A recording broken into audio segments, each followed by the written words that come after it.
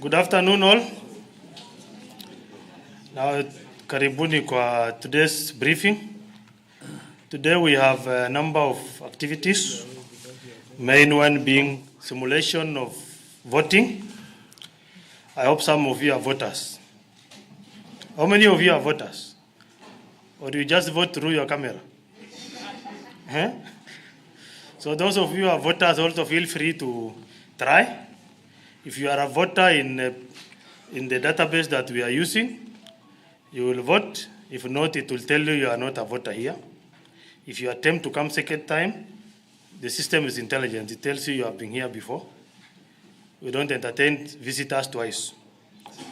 So, but before we do that, I want to inform you that our training for all poll officials was completed yesterday.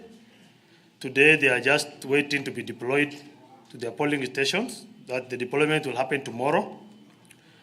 So we are just ticking boxes. In terms of training, all our people have been trained. They are properly informed, from technology to identification of voters through technology, to election laws, to crossing of registers per the new court ruling. It is just systems are set. We are just ready to take off on Tuesday at 6 a.m. If you are a voter, turn up very early in the morning, on Tuesday morning, and vote for a candidate of your choice. Go back home, wait for Iebc to tabulate and announce results. So we'll be having a simulation. Commissioners and our staff, and even yourselves, feel free to join in and see whether you can be a voter, whether you can vote, if you are a voter. If you are not also, you can try. It will tell you you are not a voter.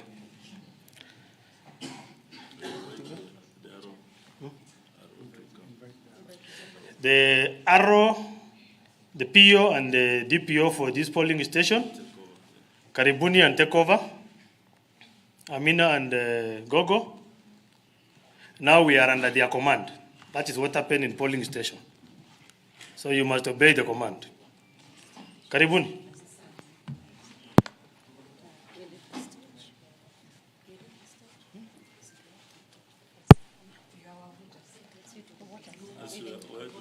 Come on, explain your process. Voters don't sit in the polling station.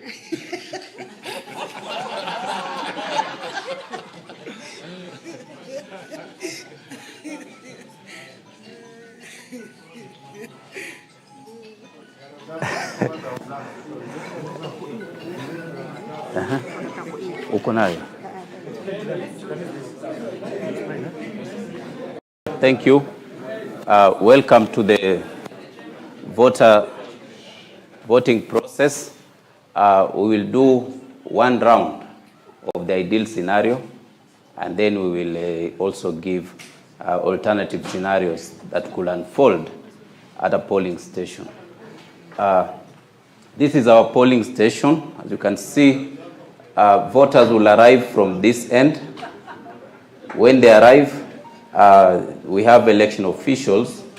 I am the presiding officer, the person in charge of this polling station. I have a deputy presiding officer who will deputize me in this process. And we have polling clerks who also support the presiding officer to carry out a number of processes.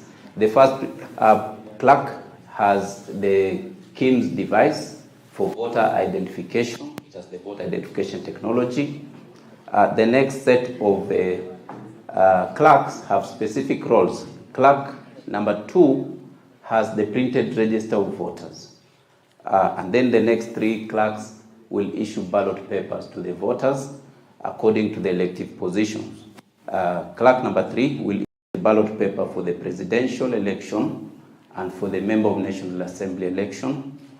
Clerk number 4 will issue ballot paper for county assembly election and also for the Senate election. And then clerk number 5 will issue for the county woman member to the National Assembly and the gubernatorial election ballot papers for the governor election. We have an observer. We also have agents here and the media who are also by law allowed to be at the polling station. Then here we have the polling booths. This is where voters will mark their ballots and then they will cast them into the box. If you look at the two boxes, you can realize that one is higher than the other. Normal people with a normal height will use this one.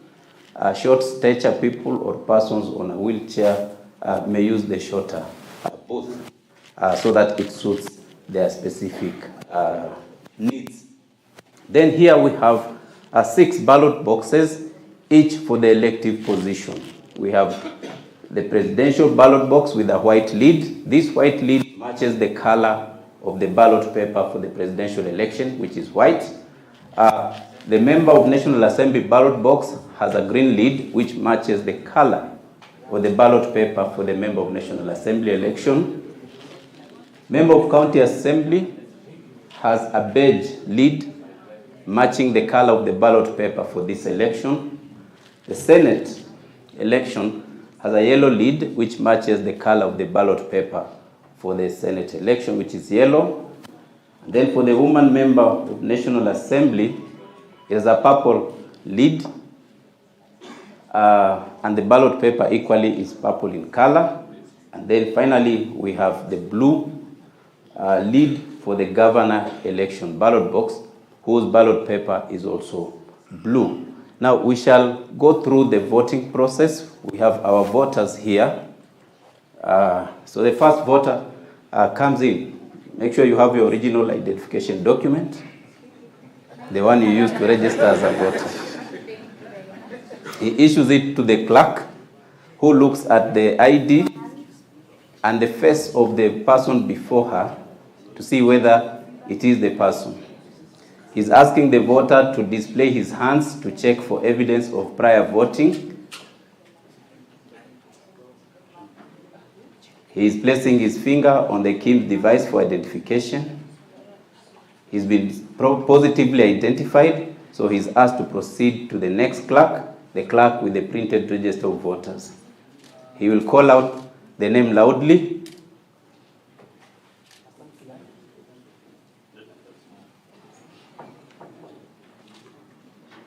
Then the clerk will cross out the details of the voter on the register except the voter's number. Then he passes the ID to the next clerk and the voter moves to the next clerk, where he'll now be issued with 2 ballot papers, one for the presidential election and the other one for the member of National Assembly. Notice the color of the ballot papers, white and green respectively. They'll be folded vertically once. It is stamped at the back by the clerk before it is issued to the voter. The voter proceeds to the next clerk, where he is issued with another pair of ballot papers for member of County Assembly and the senator elections. They will also be folded vertically once.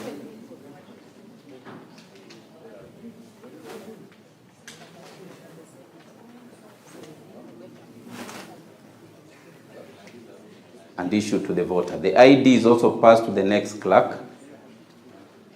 A voter must be issued and receive 6 ballot papers, one for each of the 6 elections.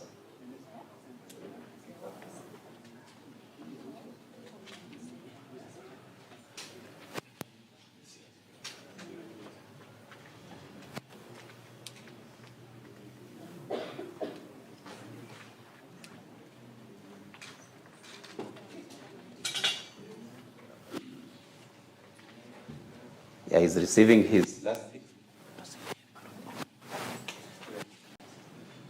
He proceeds to the polling booth to mark the 6 ballots. There's a pen in the polling booth that he will use to mark.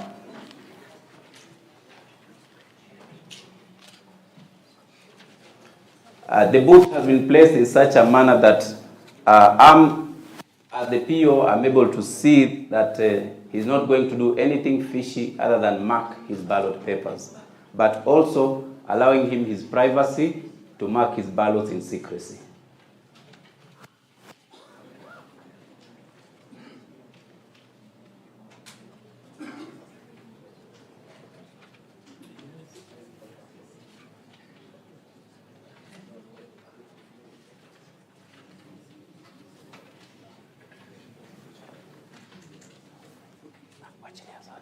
Now he proceeds to the booth, to the ballot boxes to cast. Starts with the presidential, white in color, goes into the box with a white lid. Proceeds to the member of National Assembly, green ballot paper with a box with green lid. Member of a county assembly, beige with a beige. Proceeds to the Senate election, yellow with yellow. Proceeds to the county woman member, purple with purple.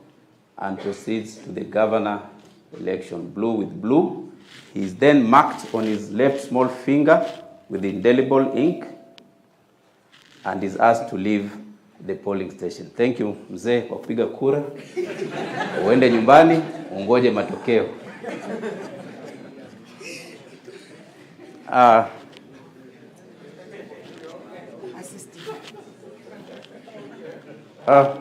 Mbona mko wawili?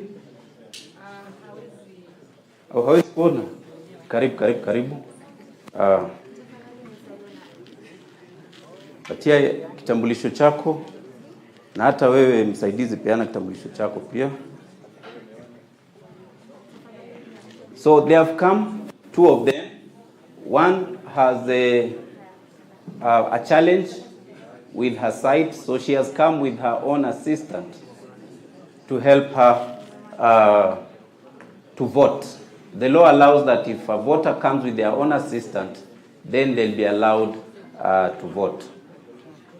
The voter will be checked on the printed register normally by clerk number 2. Their details will be crossed out.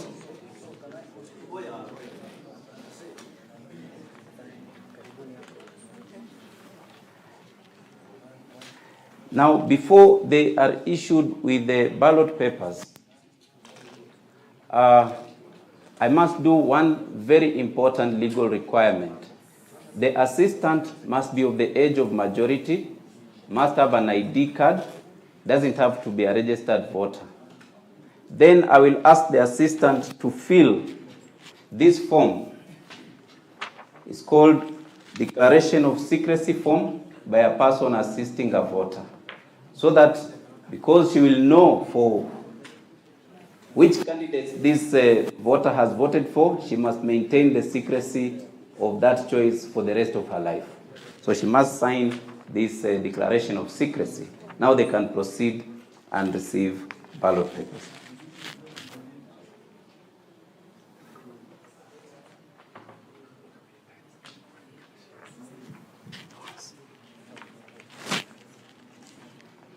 The law requires that an assistant can only assist one person in the election.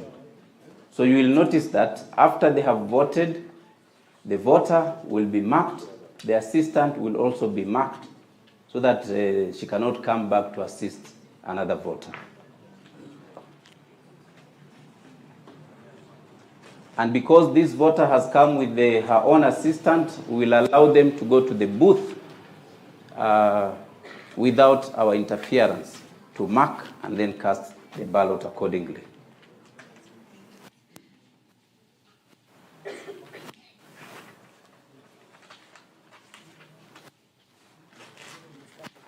Are you a voter?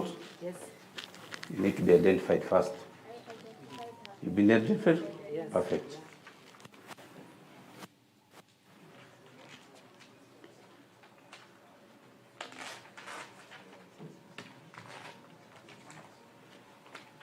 So both the assistant and the voter will get their ballot papers because they are both voters in this polling station.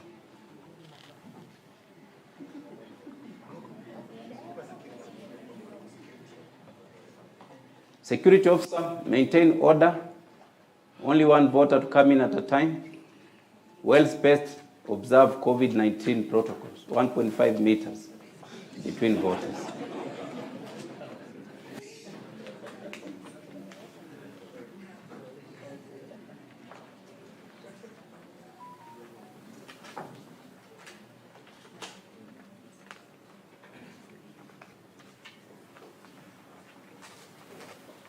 So 2 ballot papers, one for each. Thank you. So they proceed to the booth to mark their ballot papers accordingly.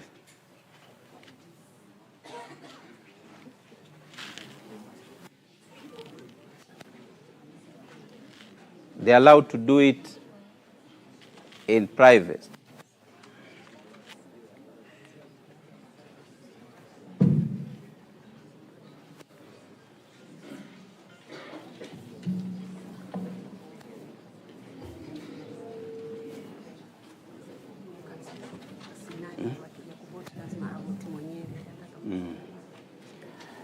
Now, even if the voter is being assisted, if they are able to put the ballot paper themselves, then that is how they should put in their ballot papers. But if they are unable, because maybe of a physical impairment, then they'll be assisted to put that ballot paper in the box.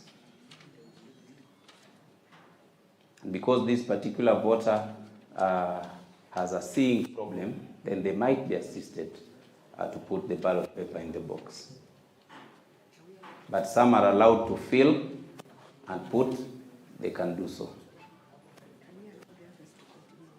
I think there's enough space now. The next voter can come in.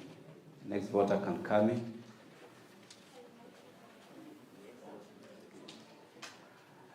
We will also want to simulate a voter. Deputy Presiding Officer, please help them to put their ballot papers properly. We also want to simulate a voter who is unable to vote on their own, but they have not come with their assistant. So we have a voter here who cannot vote on her own. She doesn't have an assistant. We'll see how that is done as well.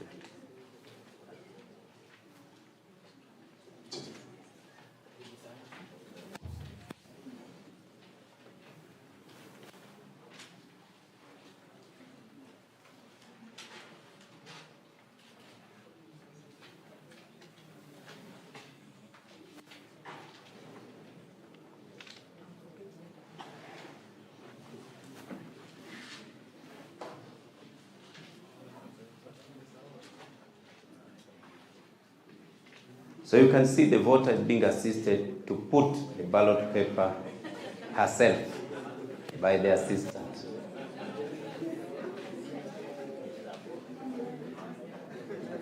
Now, when they have finished, the voter will be marked on the small left-hand finger as normal. The assistant will be marked on their thumb and the small finger as well, because he has voted and she has also assisted. So she will leave with 2 marks, one on the small finger for having voted, another one on the thumb for having assisted, so that she can come back to assist another voter. So, asante sana mama, muite na watoto wenu pia wakuje.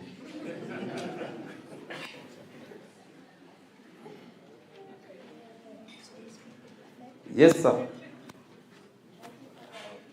How do I do this? You need help? Yes, please. This voter needs to be assisted, but he doesn't have his own assistant. So I'm going to invite agents to witness, at least 2 agents from opposing parties to come and witness.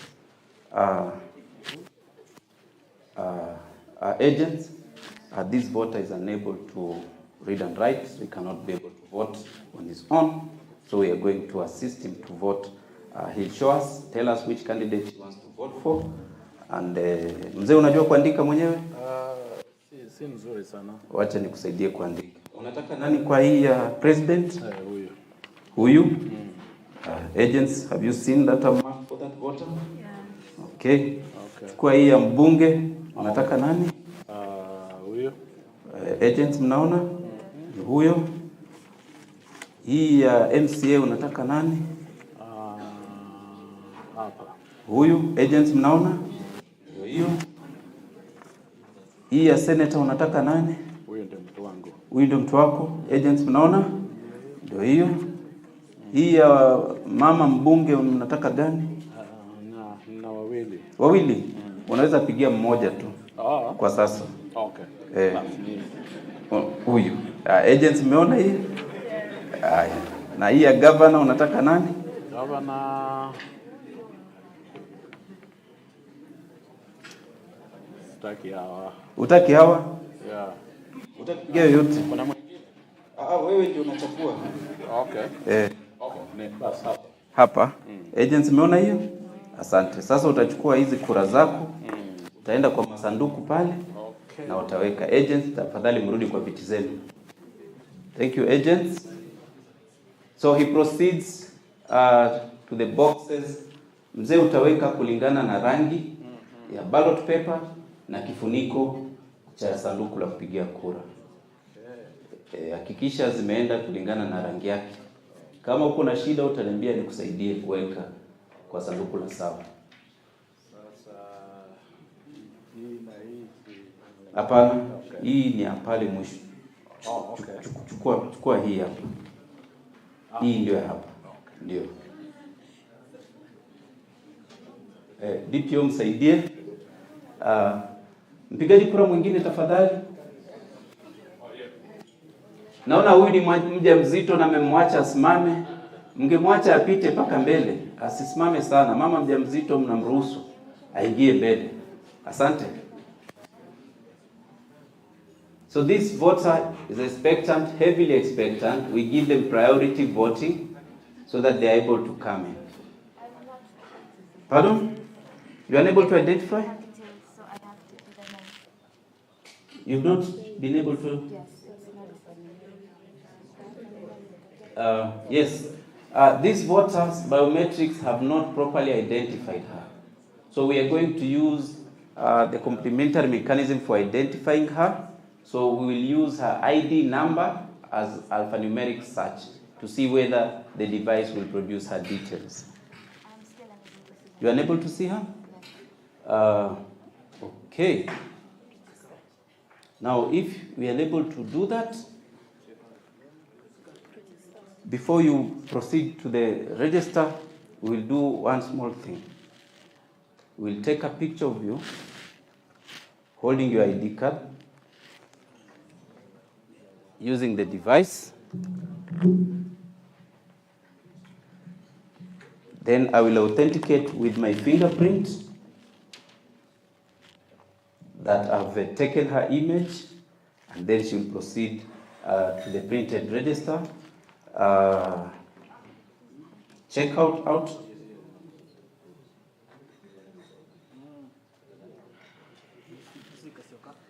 Kasioka? Please proceed. So she's been identified on the printed register, but we've also taken her image. She proceeds. If we had not found her details at this level, and on the printed register she's not found, then this voter will not vote. She will go home. Because whatever is in that device, if the alpha search does not bring out the details, then this voter is not registered. Because what we have in the printed register and the device, they're exactly the same register. But because we found her details, she's able to proceed to vote. Now, because her biometrics did not identify her, we've taken her image to make sure that we cannot have an imposter vote, because we have her image taken on the device. So she proceeds to vote normally. Please, next voter. Hapana. Mimi nimechoka hapa. Kwa nini? Hapana. Askari, shikilia huyu mtu. Nimeshinda hapa nje. Sasa mimi nimechoka hapa. Hebu tafadhali askari, kidogo tu.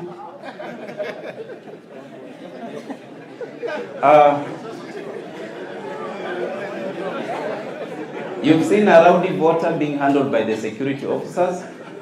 Now, if I assess him and see that although he's a little bit tipsy but he can vote, I may allow him to be given priority voting so that he votes and goes home. He doesn't become a nuisance to the other voters. But if he's so much unruly, he will be put aside until he sobers up. We still have all the way to 5. By 5 p.m. he will have sobered up. We'll allow him to come again and vote. Now, in order to have a faster flow of voters, once a voter receives ballot papers here, the next one can come for identification. Once a voter starts receiving ballot papers, the next one can come for identification, so that we have a smooth flow of voters at our polling station. Now, at every 2-hour intervals, as a presiding officer, I will be sending updates to the returning officer on voter turnout. We send an update at 9 a.m. on how many people have voted, how many are registered in this polling station, and we compute the percentage voter turnout, and we send that report to the returning officer. We do it at 9, we do it at 11, we do it at 1, we do it at 3, and finally we do it at 5. Iko shida gani mzee? Mimi nimesahau ID yangu. Umesahau kitambulisho yako? Itabidi urudi nyumbani ukachukue. Ilipotea jana. Ilipotea jana? Basi nenda utafute tu. Tunafunga kituo saa 11. Ukiweza kupata kitambulisho kabla hiyo saa, kimbia hapa. Utaruhusiwa kupiga kura. Pole sana mzee. Nenda utafute kitambulisho chako. Hapana, kwa sababu niko hapa, mimi nilikuwa registered hapa. Lete kitambulisho, hiyo ni sheria inataka ulete kitambulisho, tukutambue kwamba ni wewe, alafu tukuruhusu. Bado uko na masaa mzee. Si uko na wajukuu, unaonekana uko na wajukuu wengi sana. Waambie wakusaidie kutafuta kitambulisho, alafu urudi. Asante sana mzee.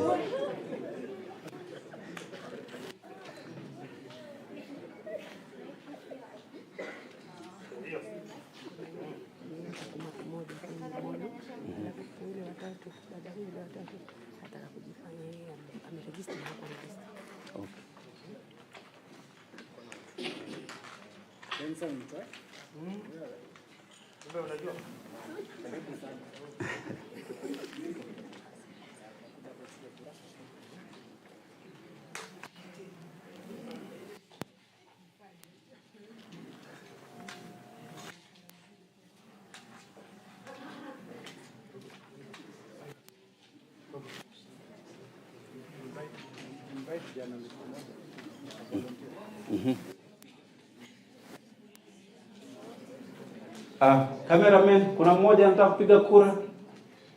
Please join them. Take ballot papers and vote.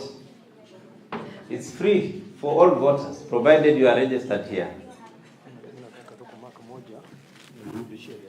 Okay.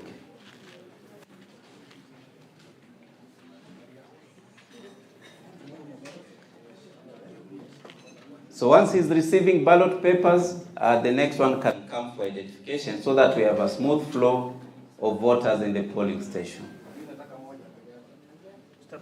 Yes. Mimi nataka kuvote president peke yake, ingine asishika. Tulia kidogo.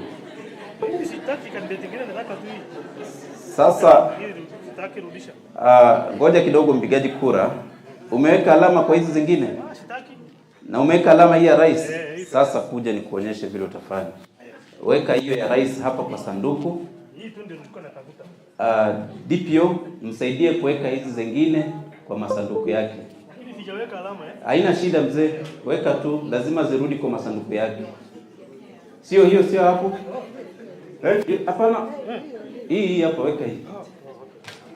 Unajua mimi sitaki hata.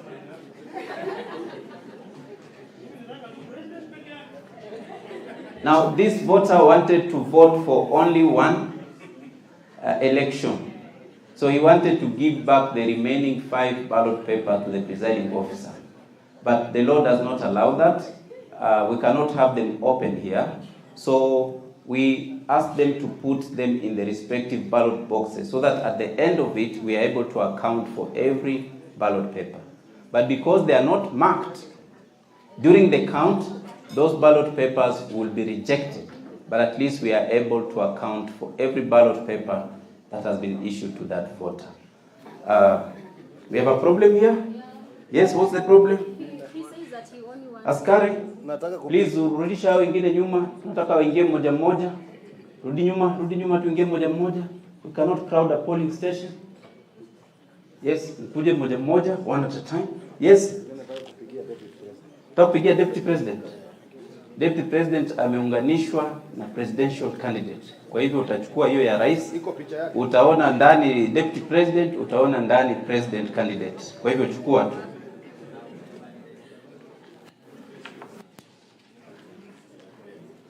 This voter wanted to vote for the deputy president. Since it's a joint ticket, the ballot paper has both the details of the candidate and the running mate. So that ballot paper should be able to surface. Do you have a problem here? Yeah. Yes. I lost my card. I lost my card. Your ID? It lost somewhere. Where? I don't know. Please go. We'll give you an askari to help you look for it. Okay. When you find it, you will allow I you will to come back. back. You're welcome. Just look for it. We are still open up to 5. Come in good time. We'll allow you to go. Nimekuja sasa. Eh? Nimekuja sasa. Enua mguu mmoja. Pombe zimeisha. Pombe Enua mguu zimeisha. mmoja. Niko sawa. Uko sawa sasa. Unaweza endelea. Karibu sana.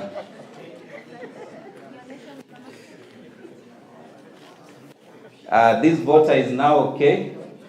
He's sober. We allow him to vote.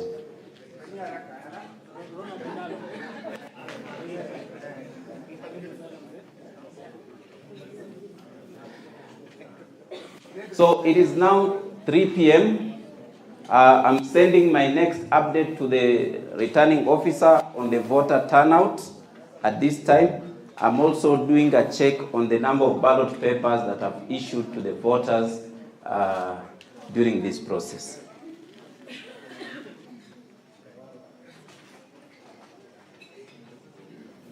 So it is now 10 minutes to 5. We are just about to close the polling station at exactly 5. It is now 5 p.m. I will stand at the entrance of this polling station and say I, Albert Gogo, being the presiding officer of Boma's polling station, declare the polling station closed at 17 hours on 9th August 2022. Askari, simama hapo nyuma kuhakikisha hakuna mpigaji kura mwingine anaingia. I will count the number of voters who are in the queue at the time of closing the polling station. I see that I have only one voter. I will record that in my polling station diary. As I closed the polling station at 5, there was one voter in the queue. By law, we should allow any voter who is in the queue at the time of closing the polling station to vote. So the last voter has come in to vote.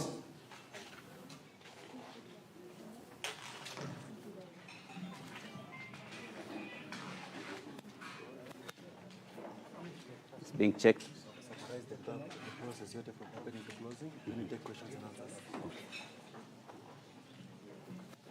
So as you can see how the voting process starts, we start by sealing the ballot boxes before 6.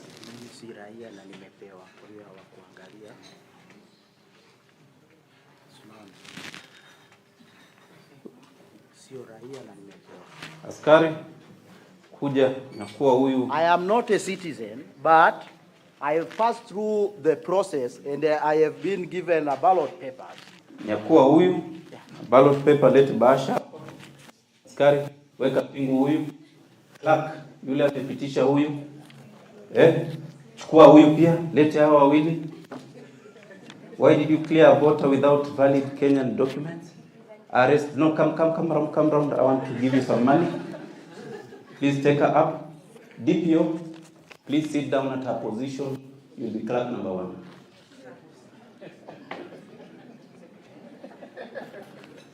1. Because this clerk has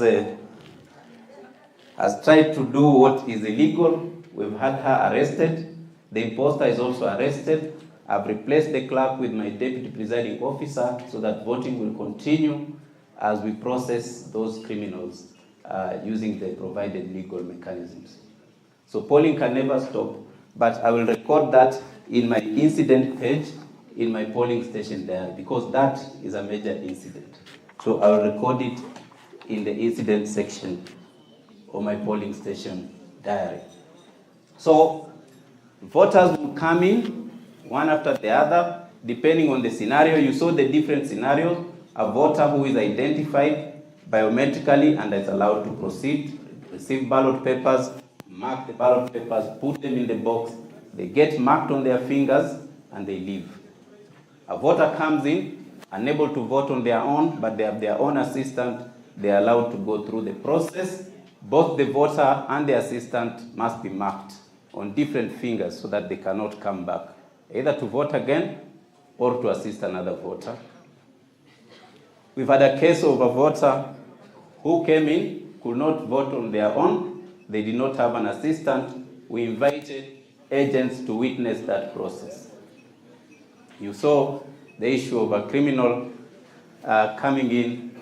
Come here, we to mark your finger. You have decorated fingers, so we are going to mark you between the fingers here. A voter who has decorated fingers will be marked this section between the forefinger and the middle finger. The assistant who has decorated nails will also be marked between the thumb and the forefinger. So either way, we must mark that voter or assistant as evidence of having voted.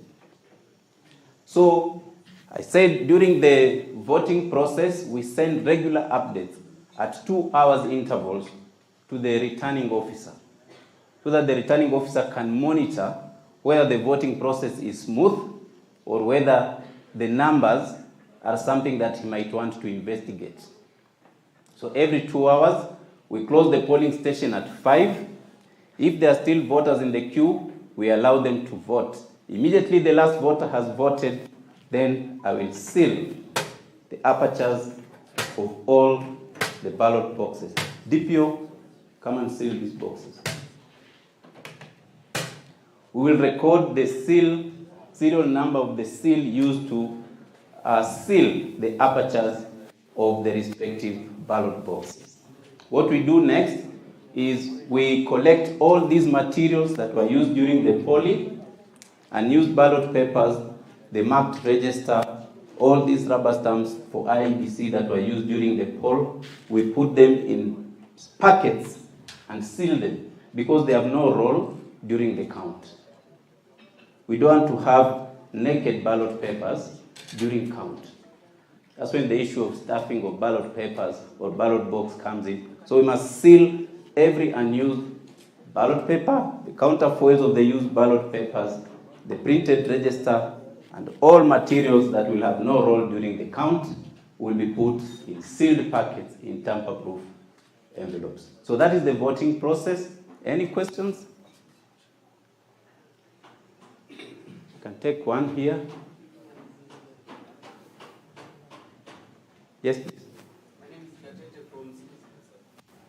My name is Gatete Njoroge from Citizen TV. I have 2 questions. Yes, Gatete. Polling station need to have a maximum of 700 voters. Correct. Let's say you open at 6 a.m. Yes. And by 8 a.m., all the registered voters at that polling station have casted their vote. 8 a.m.? Yes. Yes. You close that polling station. And my second question, what circumstances can you close a polling station? Can we talk of a case of maybe an attack in that area? Are there circumstances that can make a polling station be closed on the election day? Thank you. Whether all voters have voted before 5 or not, the polling station remains open until 17 hours in the evening. That's when we will close the apertures of the ballot box and proceed with the rest of the count. Yes, the law provides that voting can be suspended where there's an incident that takes place that may threaten the voting process, the election materials, the election officials, or the voters who are in that polling station. What we do if there's such an incident, let's say an attack or a natural disaster, we immediately seal all the ballot boxes using Iebc seals. We secure all the election materials and the safety of the election officials, and then we notify the returning officer at the constituency tallying center via a phone call that there's a problem and we are suspending voting. The askaris present, the police officers will also secure the materials, the officials and voters, and then we will record in our polling station diary that incident, and then we will monitor the situation.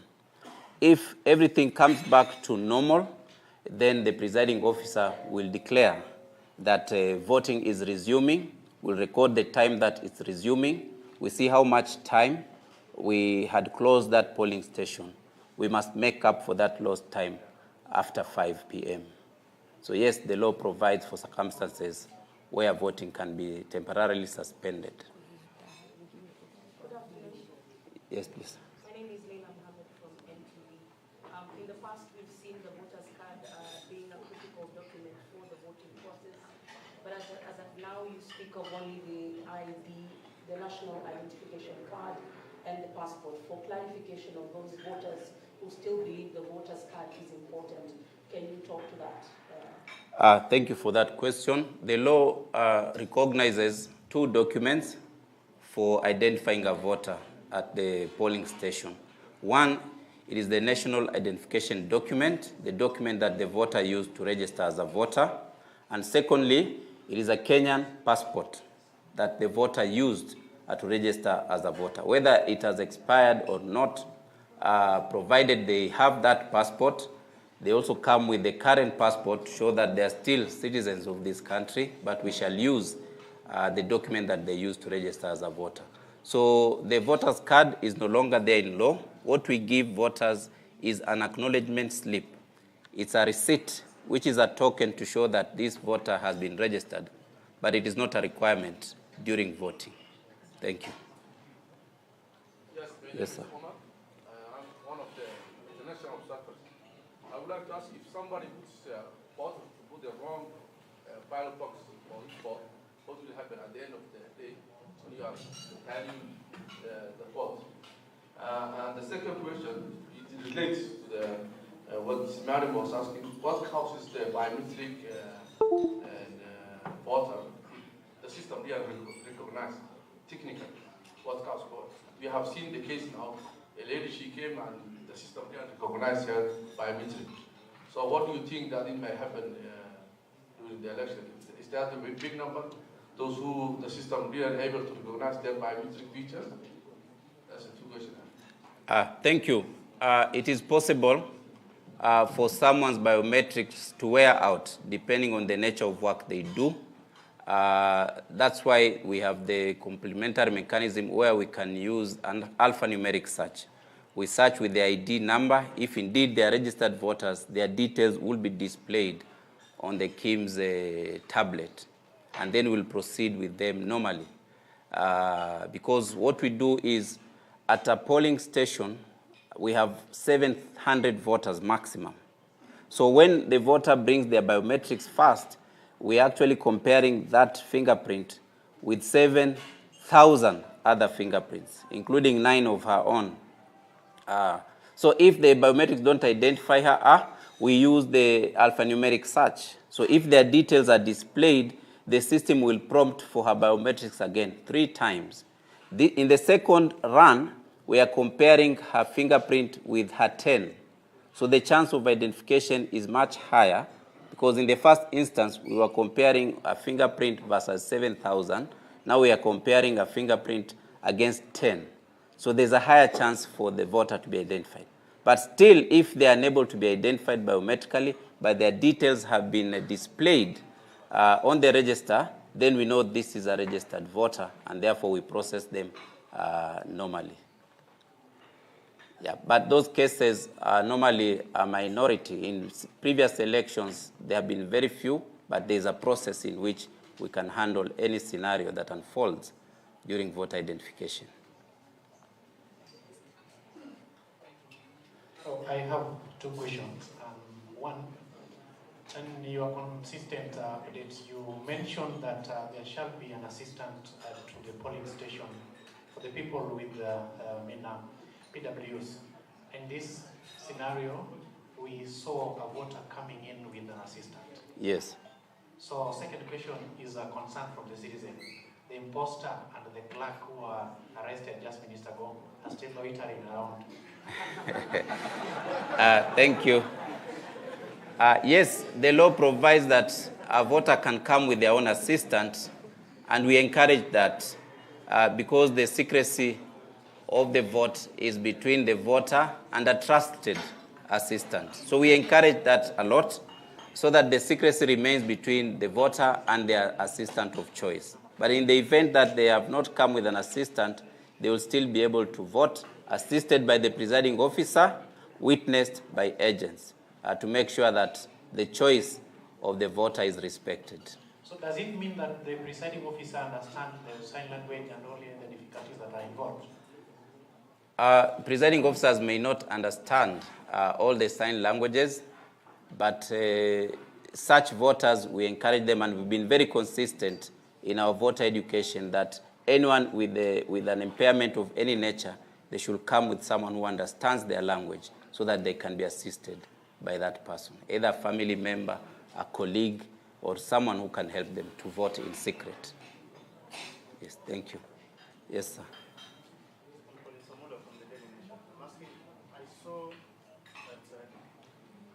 I saw an instance where a voter who is not able maybe to read or see or all that comes with an assistant. Yes. Then you say that the assistant will also be marked to vote at the same time as the voter, he or she, is assisting. Is that right? Yeah, it depends. If both the assistant and the voter are registered in that polling station, and they actually inform the presiding officer that they're both registered, they both will be treated as voters.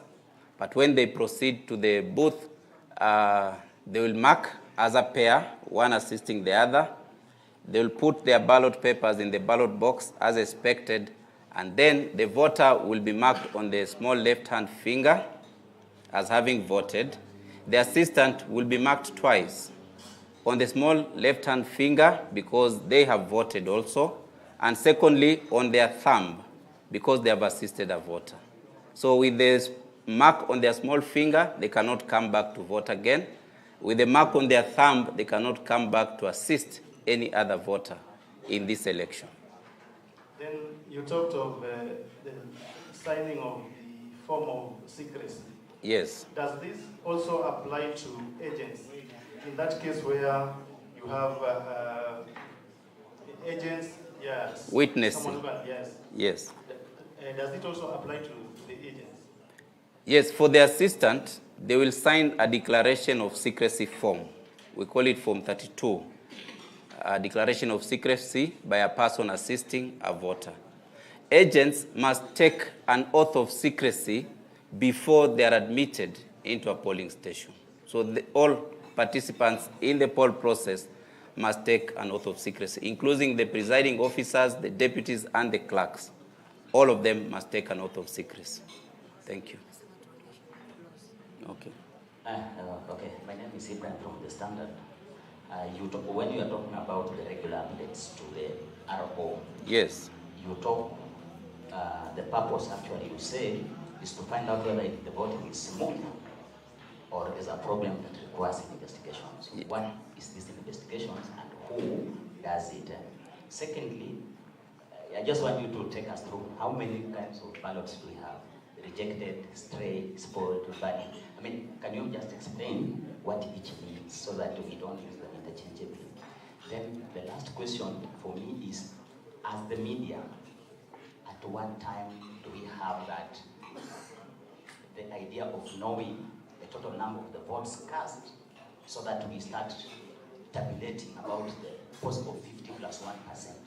I think in the past we have been groping up in the darkness, talking about a possible around one win when we do not know what mathematicians call coefficient, but we keep on talking about 50 plus 1. So at what point do we get the total number of votes cast so that we know somebody is edging closer to 50 plus 1?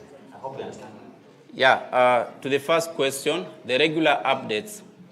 Remember, this election is being supervised by a returning officer, but conducted on his behalf by presiding officers at polling stations. So the returning officer needs to know the pattern of voting, to check whether it is flowing normally. Where there is a slow process, they may want to find out why it's slow, whether there are technological challenges in that polling station, and also if the numbers are abnormally high, compared to the estimated number of voters per, let's say a voter takes 5 minutes, and then in 1 hour you have 500 who have voted, that becomes suspicious. So it helps the returning officer to monitor whether voting is taking place normally, so that he can take appropriate action as necessary. The other question you've asked about media getting access to information. There are different levels at which the result path moves. One, there's the polling station, then there's the constituency tallying center, and then the county tallying center for county elections, and the national tallying center in the case of a presidential election. Now, results are processed, announced, and declared at each level.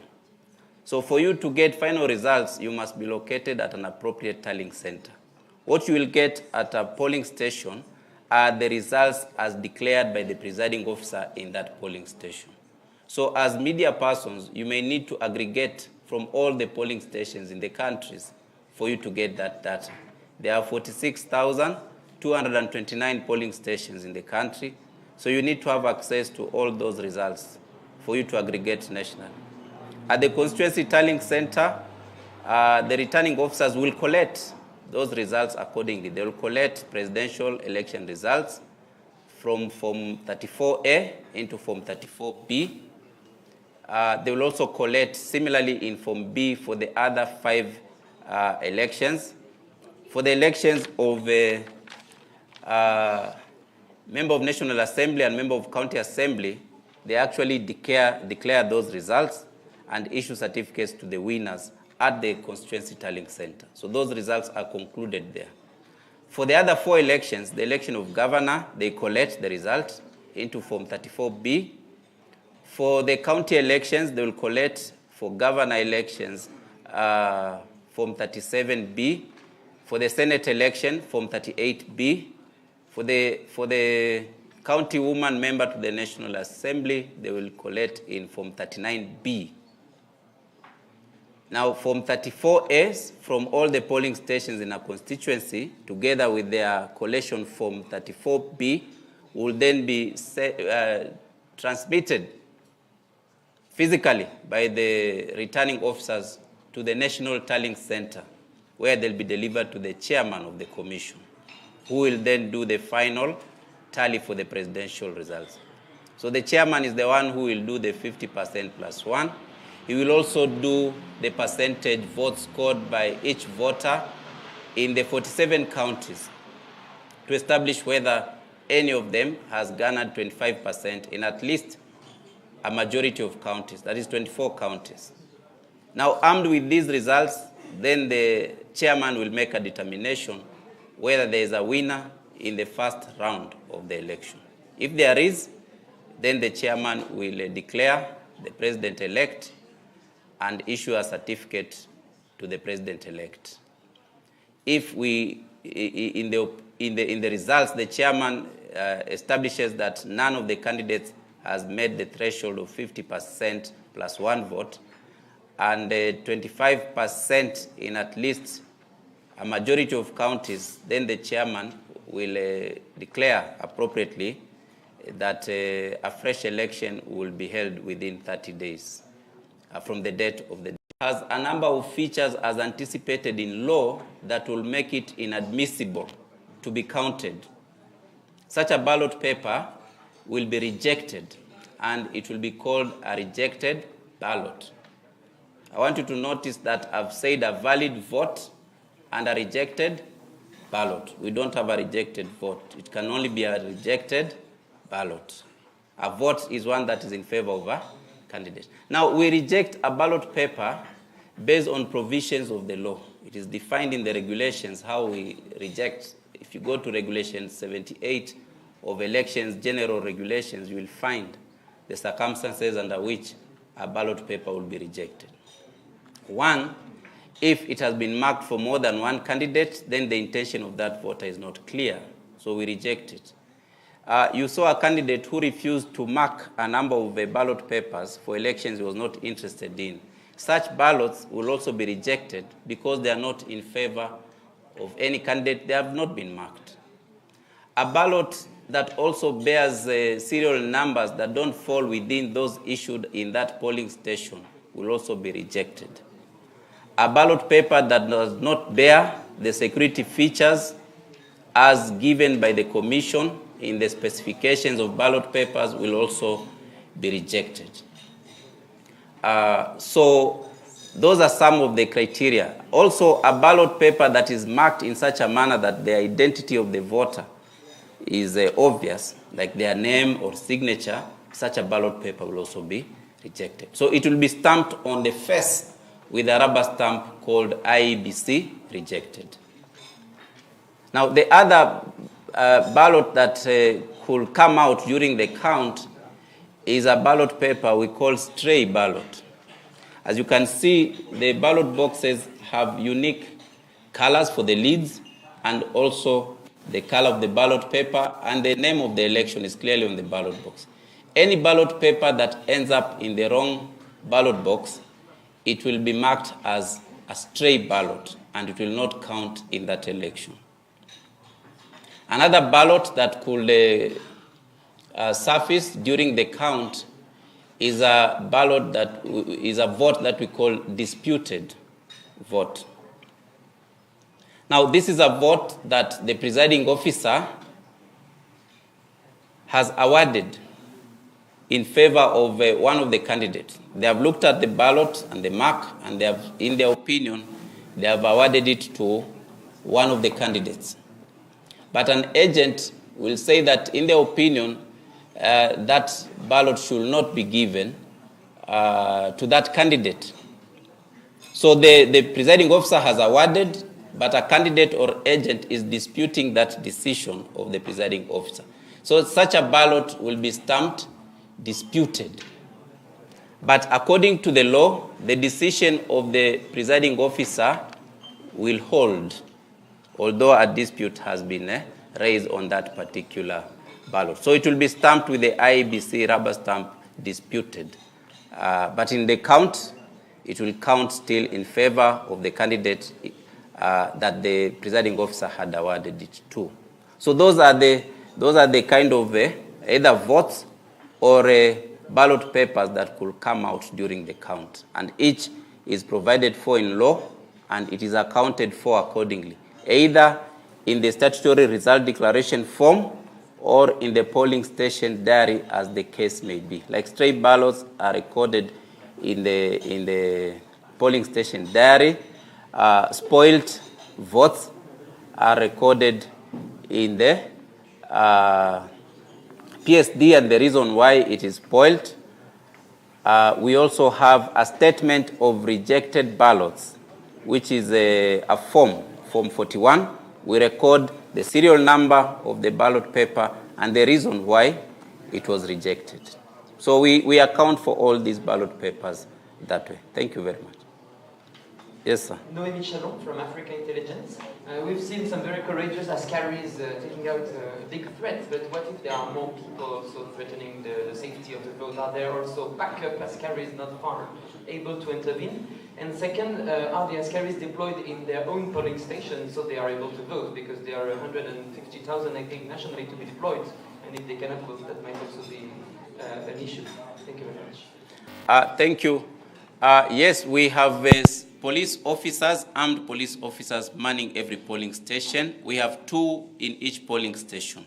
Now, if we have a registration center that has several polling stations, then it means we have a bigger pool of police officers. So collectively, they're able to manage the voting process as well as provide law and order outside the polling room. So yes, we do have well-trained police officers to provide security at every polling station.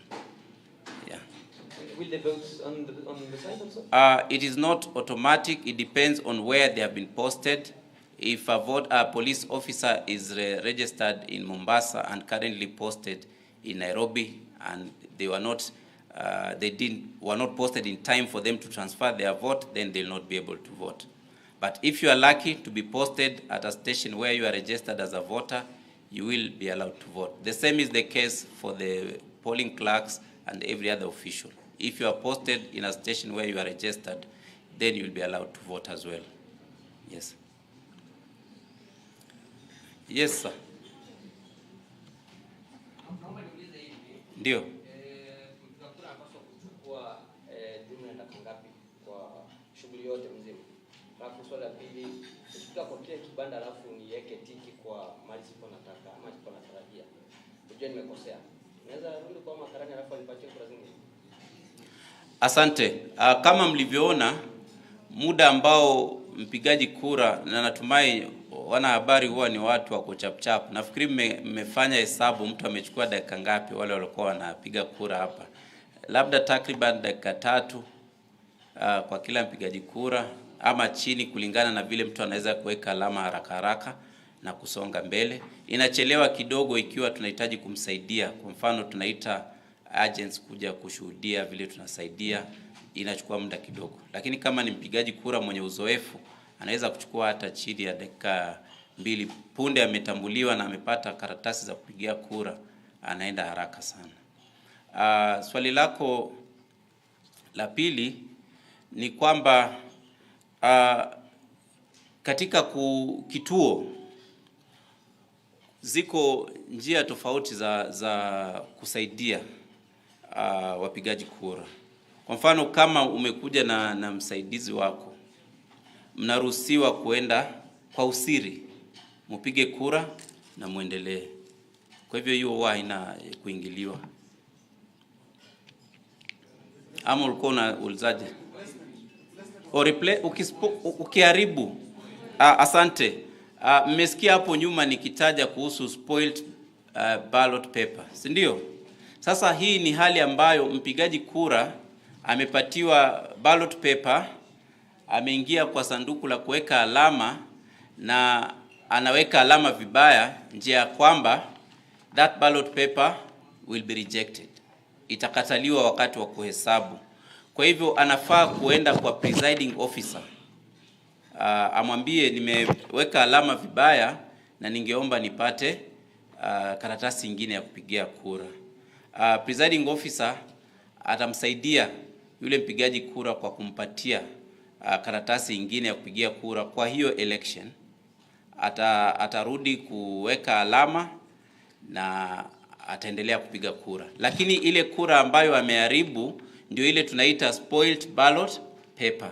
Lazima iwekwe muhuri wa Iebc spoiled, kwamba imeharibika na haiwezi tumika wakati wa kuhesabu, wala haitawekwa ndani ya sanduku la kupigia kura.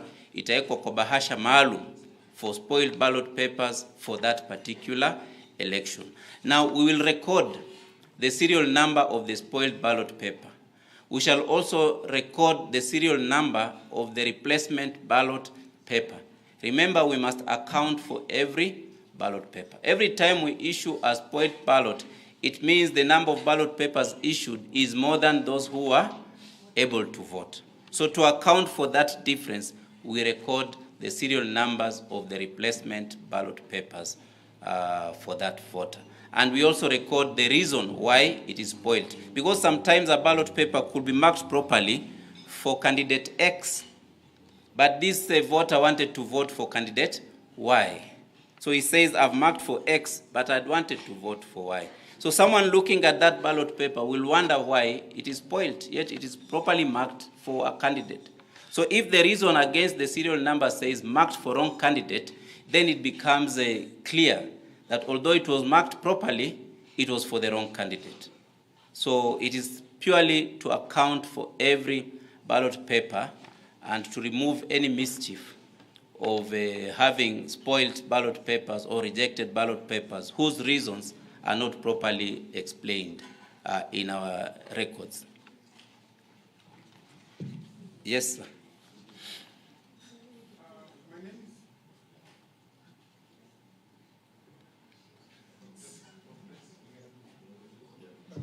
So my name is George from Slantan Foundation, part of the observation group.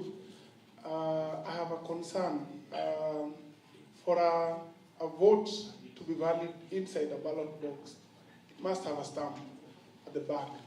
In a scenario that it is not stamped, because in the previous election we had similar scenarios where one of the clerks forgets about it.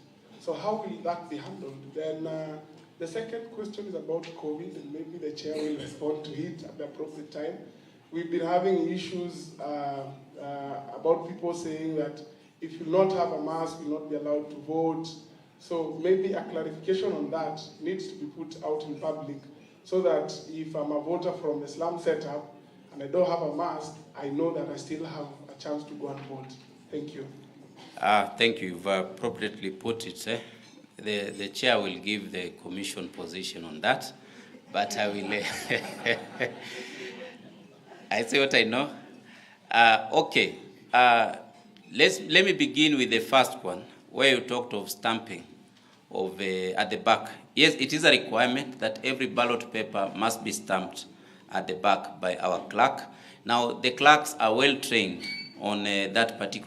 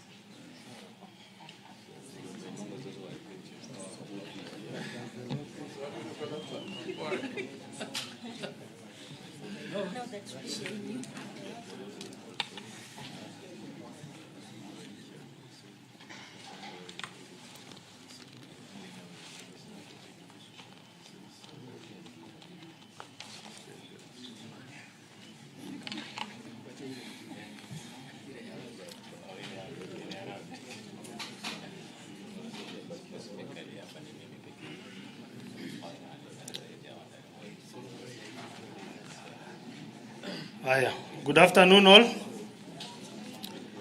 Now, karibuni kwa today's briefing. Today we have a number of activities, main one being simulation of voting. I hope some of you are voters. How many of you are voters? Or do you just vote through your camera? Huh? So those of you who are voters also feel free to try.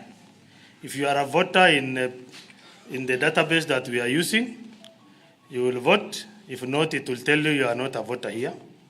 If you attempt to come second time, the system is intelligent. It tells you you have been here before.